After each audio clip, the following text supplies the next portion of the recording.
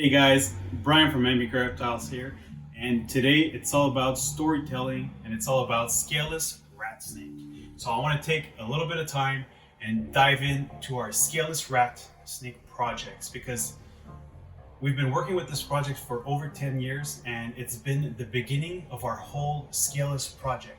So I mean, a lot of people know NBK Reptiles for our Scaleless corns, but we got to understand that it all comes back from Daytona, like 2012, where we purchased our first Scaleless Ratsnakes and everything went from there. So back then, okay, we're gonna have to take some time. I'm gonna be talking, it's gonna be a lot of fun, a lot of very juicy information right here.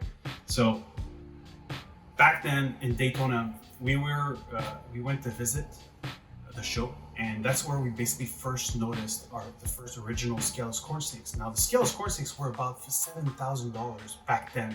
It was really out of our price range at that moment because we didn't have enough information about those animals back then. But Kim Bell from Reptile Industries, which is a good friend of ours, basically was known for her Jello shots. Now those Jello shots were basically added with a little bit of sunshine in them, and it made the whole show and everything that goes with it a little bit better. Which, I mean, at the end of the day, people that know me and that know that when we go to shows, we always like to juice everything up, right? So I mean, we had a lot of fun, but Nuran took those Jello shots a little bit to the extreme level, and then we basically made the bad decision of attending the USARK auction that they had. Next thing you know, a Scaleless Everglades Ratsnake from Gourmet Rodent was there for the taking. And for about $1,200, Nuran ended up buying a male Scaleless Everglades. What he didn't understand was that the next item that was put on auction was a female Scaleless Everglades. So everybody in the room was basically, yeah, Nuran's gonna want that female. So like, we're gonna make him pay double that amount. So it all goes up. People were just bidding, hands were flying. It was literally crazy until Nuran just got up, and everybody that knows Nuran knows how crazy he can be. He just got up and be like, 2,400. So then I was like, oh my God, what is going on? Like, did he just spend $5,000 on like two Scaleless corns and on two Scaleless rats? And nonetheless, we ended up having a pair that we actually had no idea how to bring them back to Canada at that moment. So we ended up making a bunch of other purchases through Reptile Industries, through our friends, and then ended up bringing those animals back. So I'm going to show you guys basically what we have at this project. So this is one of the babies that we had produced over the years, and this was the typical Scaleless Everglades Ratsnake. Now, what was special about them was that when we bred them for the first time, we produced some leucistic Ratsnakes. Now, there was none of those Scaleless Everglades, like a leucistic Everglades Ratsnake was not known. We knew that there was leucistic Texas Ratsnakes back then, but we didn't know that there was any leucistic Everglades. So once we produced those, we thought, you know what? Maybe they were crossed with Texas Ratsnakes, because we knew that there was some Texas Ratsnakes that were scaleless as well in the past. So fast forward a few years later, we're at the Tinley Expo at the NARBC in Tinley Park in Chicago, and Brian Barchuk from Snake Bites TV from BHB Reptiles had a bunch of scaleless Texas rats, which were really, really cool. I really liked them because of the contrast that they showcase. So I'm going to show you guys these. You see how the contrast of this animal is insane. This female is just so stunning on how it is.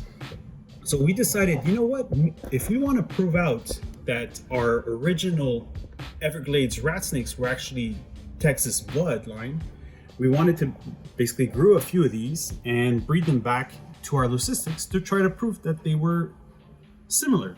So 2 years ago, we bred our Texas Ratsnakes with our Everglades Scaleless Ratsnakes, and we produced no scaleless animals.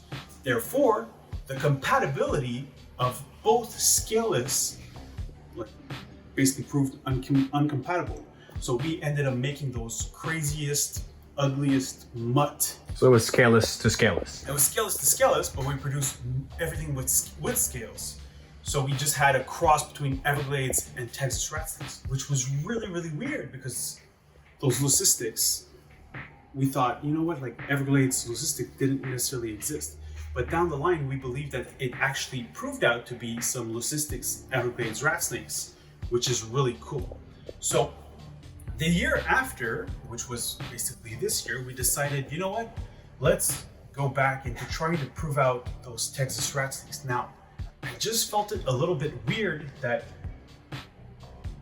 I didn't prove both Ratsnakes to be compatible on the Scaleless gene. So we basically bred both our Scaleless Texas rats together and we made some babies. Now, we were lucky enough that again, more questions popped up because we had some awesome animals that actually came out of that. So I'm gonna put this one away and show you guys some awesome freaking babies that we actually produced. So just to go back to actually what they are, I'm going to show you guys some of the babies that we produced. So I mean, this animal is insane. So I'm going to pull them out. They have an attitude, I can tell you, but I mean, look at this. So this is a baby Scaleless Texas Ratsnake that we produced. What I love so much about these is actually the contrast. I mean, on how orange they are, but compared to the mother that I showed you, this one, like the black saddles are not like as present on this animal. And it has, you can see like it has the attitude right there, right? We just love that. And I mean, like that orange on this snake is insane, but I mean, out of all the babies that we produce, is the only one that is really like that, which is really, really cool. So we're gonna put this little feisty girl back out and show you another one. Now, this is another one where the purple actually seems to be coming out a little bit more. So I'm gonna pull this one out and then work. So you can see like it's more red and the black blotch have like this purple looking into it. Little faces. Yeah, like I know, little masks. Yeah, it's there's a Japanese movie with like the Chihiro Traveler or something that has like little faces like this. It's really, really cool. Look at this, like almost like a Spider-Man. Pretty cool. Oh, it's a venom mask. It's a venom mask. Yeah. So anyway, so like these guys are amazing. The contrast on them is really cool. I really like them when they have those full black blotches on them. Now, luckily for us, the unexpected thing that happened was this right here. I'm gonna try to pull out one of these. So we ended up hatching out some Anery Scaleless Texas Ratsnakes, which was really confusing for me because honestly, I had never seen any Anery Texas rats before with scales. So I had to dig back and I ended up seeing some from BHB Reptiles, had produced some years ago, but I had never really seen some Anery Texas rats. Now, these guys are crazy. I mean, the blue, the contrast of this animal is just, it's insane. It's stunning. I can't wait to see how they're gonna grow up and what they're gonna be looking like. I mean, it's just they're just so beautiful. Now, when they first hatched out, I hatched out maybe like 4 Anerys, and there was actually one baby that made me question everything a little bit more. So it was this one right here, which actually reminded me of a Anery Scaleless corn snake, where this is actually the question that I have. Now, the fact that those Scaleless Everglades and those Scaleless Texas rats were not compatible, I was wondering if maybe the Texas Ratsnakes were actually crossed with corn snakes back then. Because there are a lot, it has a little bad shit on the tail, but they do look very, very similar to those.